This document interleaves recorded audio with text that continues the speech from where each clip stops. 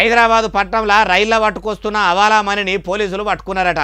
పోలీసుల కళ్ళు కప్పి మరీ పైసలు తీసుకుపోదామనుకుంటే తెలంగాణ ఫ్రెండ్లీ పోలీసులు ఊకుండే బాపతేనా మురక చూసి దొరకబట్టే అంత నేర్పరలా ఇరి. ఎంత పైకం పట్టుకపోతుంటే పోలీసులు ఎంత పట్టుకున్నారు ఏం కథ అంటే అన్ని ముచ్చట్లు చెప్తా పాండ్రి.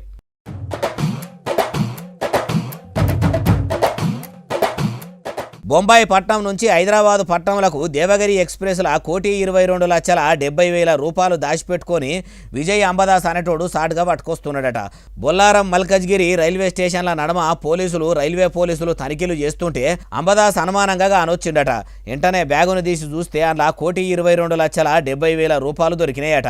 అయితే ఎటువంటి ఆధారాలు లేకపోయేసరికి అనుమానం వచ్చి పోలీసులు విచారణ చేస్తే ఏం తెలిసిందంటే బొంబాయి పట్టణంలో ఉండే ఓ బంగారం దుకాణమోడు ఈ పైకంను హైదరాబాదు పట్టణంలో ఉన్న మోండా మార్కెట్ల బంటి అనేటోనికి ఇమని చెప్పిండట.